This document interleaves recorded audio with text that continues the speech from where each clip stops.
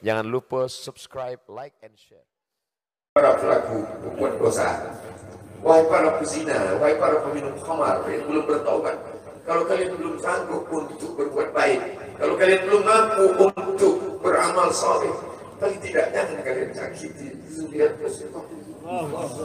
Jangan kalian keluarkan kata-kata, jangan keluarkan kata-kata. Untuk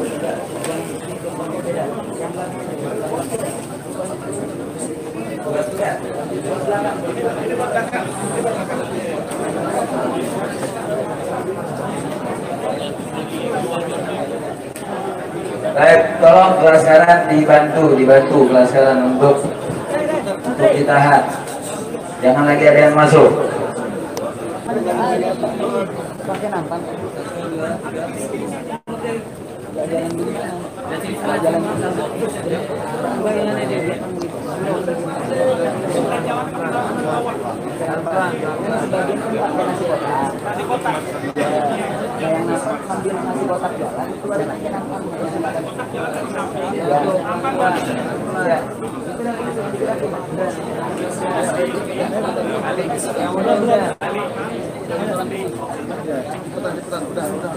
Sudah ya.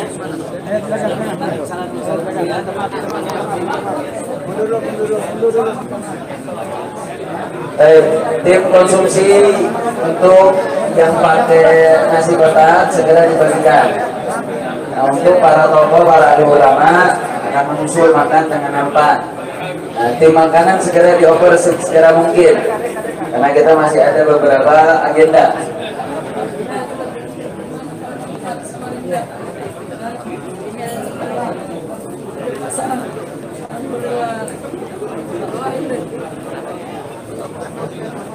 Tim MS segera bantu untuk bagikan. Santri MS bantu untuk bagikan biar cepat.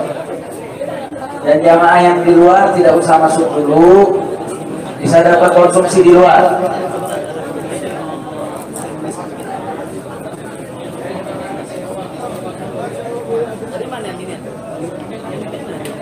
Dari Sayyidina Al-Hasan ada juga kepada Sayyidina Al-Husain, dari Sayyidina Al-Husain kepada Sayyidina Ali Zainal Abidin, dari Zainal Abidin kepada Sayyidina Muhammad Al-Baqir, dari Sayyidina Muhammad Al-Baqir mengalir darah itu kepada Sayyidina Ja'far Shadiq, dari Ja'far Shadiq mengalir kepada Sayyidina Ali Al-Uraidi, dari Ali Al-Uraidi mengalir darah itu kepada Sayyidina Muhammad An-Naqib, dari Muhammad An-Naqib mengalir darah itu kepada Sayyidina Isa sampai kepada Sayyidina Ahmad bin Isa Al-Muhajir. Lalu kemudian darah itu mengalir kepada Imam As-Sakaf, Al-Idrus, Al-Haddad, Al-Attas, dan salah satunya adalah bin Syihab, dan salah satu dari zuriat bin Syihab itu adalah Sayyidi Al-Imam Al-Akbar Al-Habib Muhammad Rizik.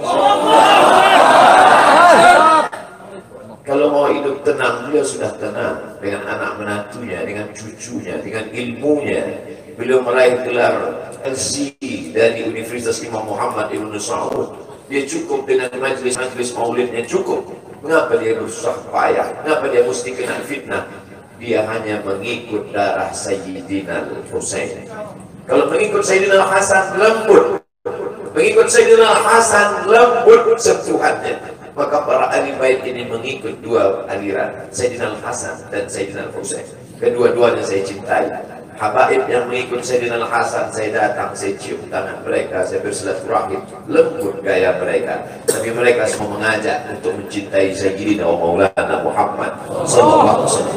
Tapi ada yang seperti Sayyidina Al-Husain, menggelegar suaranya, dia huluskan pedangnya untuk musuh-musuh Allah. Keduanya adalah sama-sama diridhai Allah. Innal Hasan wal Husain sayyida syababi ahli jannah. Yang mencintai Sayyidina Al-Hasan, mencintai Sayyidina Al-Husain, yang mencintai zuriat mereka, keturunan mereka, maka dengan cinta itu bekal kita menghadap Rasulullah SAW. Andai aku dihadapkan nanti menghadap Allah, tahajud tak sebanyak Imam Ahmad bin Hanbal, 300 raka'ah fil yaumi wal laila, 300 rakaat sehari semalam. Andai aku dihadapkan kepada Rasulullah SAW, maka jihadku tidak sebanyak Sayyidina Khalid bin Walid. Setiap jengkal kulitnya, setiap tetes darahnya tak lepas daripada tebasan tombak, anak panah dan pedang. andai aku dihadapkan kepada Sayyidina Maulana Muhammad SAW, amalku tak sebanyak Abdurrahman ibn Auf. Lalu apa bekalmu, hai Abdul Somad? Adakah ceramah-ceramahmu itu bisa kau jadikan bekal menghadap Allah? Tidak. Sebagiannya sudah diambil oleh tatapan mataku melihat berapa subscriber, follower, dan viewer. Abdul Somad mungkin habis amalnya sudah ria. Satu-satunya yang akan dijadikan bekal menghadap Rasulullah hanyalah aku pernah mencintai keturunan Rasulullah. Aku pernah mencintai zuriat. صلوا على النبي.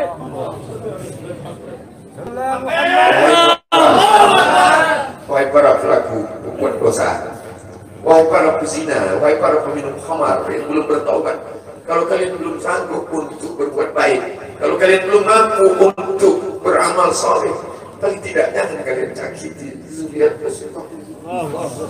Jangan kalian keluarkan kata-kata, jangan dikeluarkan kata-kata fitnah. Bagaimana kalian akan menghadap Rasulullah? Bagaimana kalian akan menghadap Rasulullah? Pada saat itu seluruh umat berkumpul menghadap Nabi Adam alaihissalam. Kami tidak sanggup berdiri di padang mahsyar ini, wahai Adam. Menghadaplah kepada Allah. Kata Adam, aku tidak sanggup menghadap Allah. Karena dulu Allah berkata, la taqrabu hadhihi syajarah. Jangan kau dekati pohon kulbi ini, tapi aku malah memakannya, ya Allah. Mereka datang menghadap Nabi Nuh alaihissalam. Kata Nabi Nuh, aku tak sanggup menghadap Allah karena anakku durhaka. Sa'awi ila jabalin ya'simuni minal ma'. Aku akan naik ke atas bahtera perahu yang bisa menyelamatkan aku dari air. Aku tak sanggup menghadap Allah, kata Nabi Nuh alaihissalam. Mereka menghadap kepada Nabi Musa, aku tak mampu, kata Nabi Musa. Mereka menghadap kepada Nabi Isa, aku pun malu kepada Allah, karena mereka jadikan sembahan di atas muka bumi Allah. Mereka hanya mampu menghadap Sayyidina Maulana Muhammad SAW. Wahai para pezina, wahai para pelaku dosa, kalau kalian belum mampu beramal soleh, belum mampu bertobat, paling tidak jangan kalian zina zuriat Rasulullah SAW. Bagaimana kalian akan menghadap Rasulullah? Pada saat itu tak ada syafaat. Man alladhi yashfa'u 'indahu illa bi'idhnihi. Tak ada satu pun yang bisa memberikan syafaat kecuali Sayyidina wa Maulana Muhammad sallallahu alaihi wasallam. Wahai para pemimpin yang hari ini kau dititipkan amanah kekuasaan. Beberapa hari ini kau lihat apa yang dilakukan orang pada Donald Trump. Kurang hebat apa lagi Trump? Negara adidaya, kekuasaan, kaya raya. Tapi ketika kekuasaan itu diambil oleh Joe Biden, kita pun malu melihat video ejekan-ejekan itu. Kalau hari ini kau punya kekuasaan, saudara, sampai masanya kau juga akan mengalami seperti yang dialami oleh Trump. Jabatan itu cabut Allah Ta'ala. Saya masih melihat video bagaimana Bapak Susilo Bambang Yudhoyono sampai ke Pekanbaru beberapa tahun yang lalu. Di depan balihonya disobek. Beliau jenderal, ganteng, punya partai. Tapi setelah kekuasaan itu tak ada di tangannya, difitnah, dibully, balihonya disobek. Bagaimana agaknya ketika tiga hal itu tak ada pada diri kita? Tidak jenderal, tidak ganteng, dan tak pula punya partai. Fakta biru yang dilakukan menangkap ikan di Bukit Selasih. Demikian, terima kasih. Assalamualaikum warahmatullahi wabarakatuh. Selanjutnya, ini yang paling istimewa untuk saya sampaikan. Saya ingin menyampaikan terima kasih, apresiasi yang tinggi kepada para habaib, para ulama, para kiai yang saya tahu betul, walaupun saya ada di Mekah, Suki Mekah, tapi mereka tidak pernah putus terus mendoakan saya di masjid-masjid, di majelis-majelis taklim, di pondok-pondok pesantren. Saking banyaknya tidak mungkin saya sebutkan satu per satu, jadi luar biasa. Bahkan saudara, kalau tanpa doa-doa tersebut mungkin saya sudah tumbang dalam perjuangan. Kalau tanpa doa-doa tersebut, mungkin saya sudah sampai titik jenuh atau mungkin putus asa dalam perjuangan saudara, karena karena begitu dahsyat dan hebatnya segala tantangan yang kita hadapi. Tapi berkat doa para ulama, para habaib, para santri di masjid, di pondok pesantren, di mana-mana, saya sampai itu semua beritanya saudara. Doa-doa tersebut membangkitkan semangat. Doa-doa tersebut menghidupkan kembali semangat yang mulai padam saudara. Doa-doa tersebut memberikan semangat baru. Doa-doa tersebut menjadi motivasi sehingga kita tidak terjerumus dalam keputusasaan atau kejenuhan di dalam perjuangan, sehingga kita tetap bisa tegar menghadapi segala tantangan.